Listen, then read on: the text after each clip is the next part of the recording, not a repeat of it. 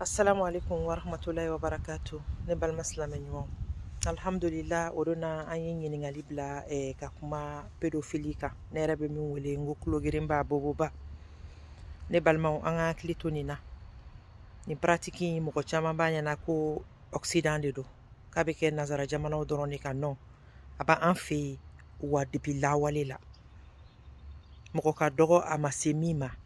walima mɔgɔ ka dɔgɔ mɔgɔ min tɛ mɔgɔ dɔn a sera min ma. Ne yɛrɛ personnellement bɛ mɔgɔw ka histoire dɔn minnu ma se ka kɛ adamaden a kɔfɛ fiyewu ka violer depuis si san 6 ka kɔrɔbaya n'a ye k'u siran cɛ ɲɛ cɛ tɛ se ka gɛrɛ u la u ni cɛ tɛ se ka to so kelen kɔnɔ. A ye kalan kɛ ka master 2 kɛ k'a ka société dayɛlɛ ka wari bɛɛ sɔrɔ ka tila ka ja cɛ jamana kɔ a fa jamana kɔ ka yɛlɛma États-Unis. Finalement elle s'est suicidée. Dɔw bɛ hali sini u ni cɛ kelen tɛ se ka sigi u ni cɛ kelen tɛ se ka kɛ yɔrɔ la ascenseur kɔnɔ o yɔrɔ o yɔrɔ u ka vie tiɲɛna. Mɔgɔ 100 bɛ u se k'u ta fɔ. N ye dɔ fana ka histoire bi ye ale san 25 kɔfɛ de a sera k'a dayɛlɛ k'a fɔ.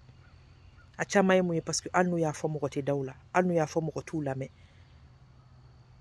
An ka fɛɛrɛ kɛ nin na. Ni ala y'an bali fɛn fɛn la wallahi foyi t'a la bɔnɛ kɔ foyi t'a la tɔɔrɔ kɔ. A fɔra cɛ ni muso kana ɲagami. A fɔra musow ka sigi so kɔnɔ. A fɔ an ka jija an denw na. An ka jija an ka denw kɔlɔsi. An ka mago jɔ an ka denbaya la. A bɛɛ kɔlɔlɔ ye nin de ye. Nin bɛ kɛ mɔgɔ o mɔgɔ fɛ. A si tɛ yɔrɔjan mɔgɔ ye. I bɛ taa sɔrɔ tonton dɔ so kɔnɔ walima tonton dɔ terikɛ cousin dɔ kɔrɔkɛ dɔ terikɛ kɔrɔkɛ dɔ ka gɛrɛnaden fa terikɛ dɔ ba balimakɛ dɔ sigiɲɔgɔn dɔ gɛrɛn dɔ bɛ sigi so kɔnɔ o mɔgɔ dɔ yɔrɔ jan tɛ quoi yɔrɔ jan tɛ jamais. Musow ka denmisɛnninw farilankolon bila denmisɛnnin kanankolon bɛ bila den dɔw bɛ b'u kanankolon yala yala la u sin kurulen don ko denmisɛnnin don a y'a dabila a y'a dabila. Fɛn min bɛ diɲɛ kɔnɔ mɔgɔ min ma hinɛ den san 5 la ala an ka segi k'o miiri sa san 5 i bɛ musoya ko jumɛn sɔrɔ o la san 6 san 7 dɔ sara la ala ma mɛn un monsieur de 40 ans une fille qui a à peine 5 ans a y'a mɔgɔya bɛɛ tiɲɛ ka don ɲɔgɔn na la petite n'a pas survécu a taara ten mɔgɔ caman ka adamadenya tiɲɛna ten mɔgɔ caman ka mɔgɔya tiɲɛna ko adamadenya 2 bɛ nɔɔni ka don ɲɔgɔn na dɔw kɔnɔna bɛ tiɲɛna u tɛ se ka den sɔrɔ tuguni dɔw traumatiselen don à jamais. N bɛ dɔ fana dɔn ale kɛra kɛlɛkɛla de don mɔgɔ ningɛlɛn de don a ka ko foyi ma nɔgɔ. Elle est toujours prête à se battre. A bɛ garde kan toujours a traumatisera. Ni fɛn ninnu tɛ lamɛn hali n'a fɔra a tɛ lamɛn. A i bɛna du ci dɛ i bɛna fɛn kɛ dɛ an ka nin ko da tan du kɔnɔ ko de don ten an ka sira la ɲɛ dɛ an ka sira la ɲɛ minnu ka hɛnɛmana tiɲɛna don n'a bɛɛ kɛra ten a kɛbagaw b'a dabila wa n'a kɛbagaw ma puni n'u ma sanctionner u b'a dabila wa. An ka lajɛ an ka sabali musow an k'an janto so la. A bɛ 7-8 ans bɔ si j'ai bonne mémoire une petite fille qui était à la première année. Elle avait à peine 7 ans. Ni ma fili Maɲanbugu de kun don Bamakɔ. A bɛ taga kɔrɔba min bɛ quartier la n'o o bɛ second cycle la. Bɛɛ denmisɛnnin bɛɛ karifalen don o ma parce que u bɛ tagama ka taga école la u bɛ segin. Bɛɛ tun bɛ segin dennin ɲɛ. Bɛɛ bɛ segin a ɲɛ. A mana na ba tɛ dɔ wɛrɛ kɛ dɛ kɔrɔfɔli la i ka suma i bɛ to solo sara de la i bɛ to kulonkɛ de la ten tɔ. Tu es distrait ceci cela. Ja o kamalenkɔrɔ bɛ a to de ka bɛɛ bila ka taga ka dennin tɛgɛ minɛ ne ye classe bɛɛ taara a b'a minɛ ka don classe kɔnɔ ka kulonkɛ la. Voisine de nana ka na remarquer u 2 ne dɔnbaga ye o voisine kelen de min ye kuma ɲɛfɔ ne ɲɛna k'a lajɛ ni mɛlɛkɛnin y'i sigi limɔgɔ de bɛ fin a senkɔrɔla la kasa a ka bon hakili ma. Olu nana jateminɛ ka jateminɛ ko non ça c'est pas normal à son âge à peine 7 ans. U nana kuma ba fɛ olu yɛrɛ k'a ta k'a lajɛ ka taa n'a ye dɔgɔtɔrɔso la ko nin tiɲɛna a mɛnna ko nin tiɲɛna a mɛnna toute une année scolaire o kamalenkɔrɔ bɛ mɛlɛkɛnin kan elle n'avait pas 7 ans a joli kɛra ne balimakɛw ne balimakɛw aw minnu bɛ nin kɛla a y'a kɛ Ala ye n b'aw deli Ala kama n b'aw deli Ala kama n b'aw deli masa min y'aw da n'aw ni b'a bolo n'aw bɛ segin a ma a ye tubi a ka segin aw kɔ a k'a dabila n b'aw deli Ala kama muso bɛ sɔrɔ bi hali wari t'a la hali ni y'a sɔrɔ o tɛ pratique ɲuman ye an bɛ Ala deli Ala k'u tigɛbagaw fana kanda o fana ka fisa ni nin ye n b'aw deli Ala kama musoya nafa ni musoya ja fosi tɛ sɔrɔ mɛlɛkɛni fitinin na min ma diɲɛ ye diɲɛmaa ye n b'aw deli Ala kama n'a b'aw la a ye kuma aw ka se ka furakɛ bana de don pédophilie ye bana de ye aw ka se ka furakɛ n b'aw deli Ala kama a y'aw dabila n b'aw deli ni Ala ye a ye sabali aw ka tubi aw ka segin kɔ mɔgɔ si kana se mɔgɔ den ma tuguni n b'aw deli Ala kama a ye denmisɛnninw to yen a ka n'u faga a ka n'u ka ɲɛnamaya tiɲɛ a ka n'u ka mɔgɔya tiɲɛ muso bɛ sɔrɔ ka sɔrɔ nin tɛ i ka bana fɔ a ka furakɛ a bɛ kɛ famille minnu kɔnɔ a y'a kɛ Ala kama a k'a to ni tigiw ka puni u kan ka puni cogo min na balimaya de don dɛ somɔgɔya de don dɛ an ka nin to tan an ka to tan an ka to tan tɔ a y'a dabila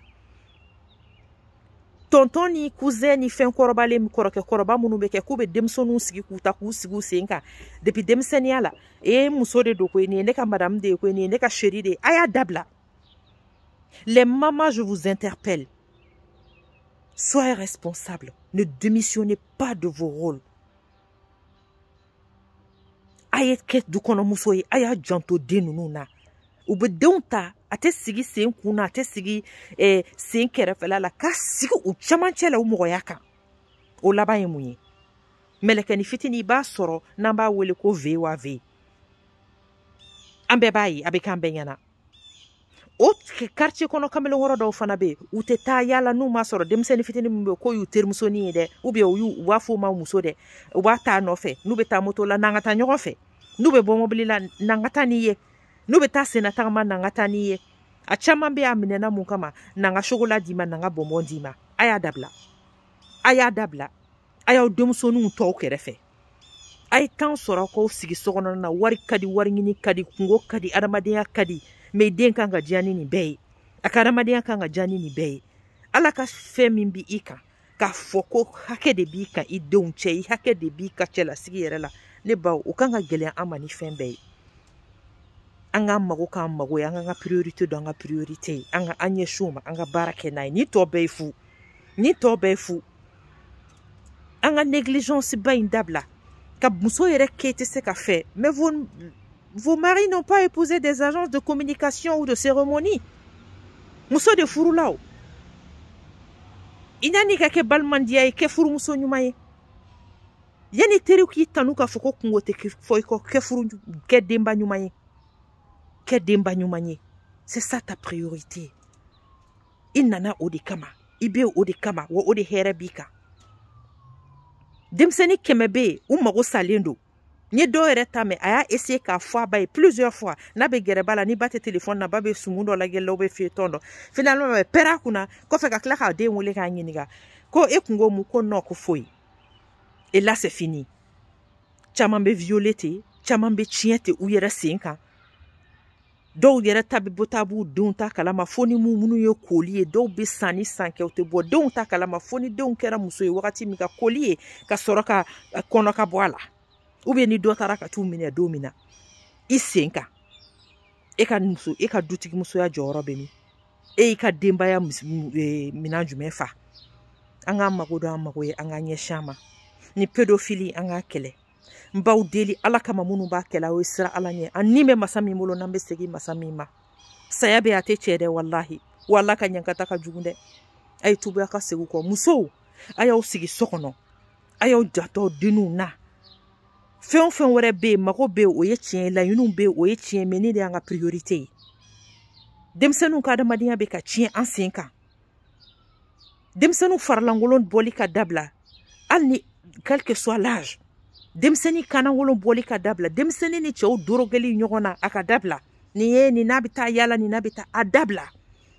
Ala ko cɛ ni muso ye kɔrɔmugu ni tasuma de an kana gɛrɛ ɲɔgɔn na baliku fara fitinin ka a man ɲi surtout ni jamana bɛ wagati cogo min na an ka taga an ka dɔn ten vraiment an ka sabali an k'an janto an ka du la Anga sabali, moko ka vie détruire. C'est quelque chose tu vis avec.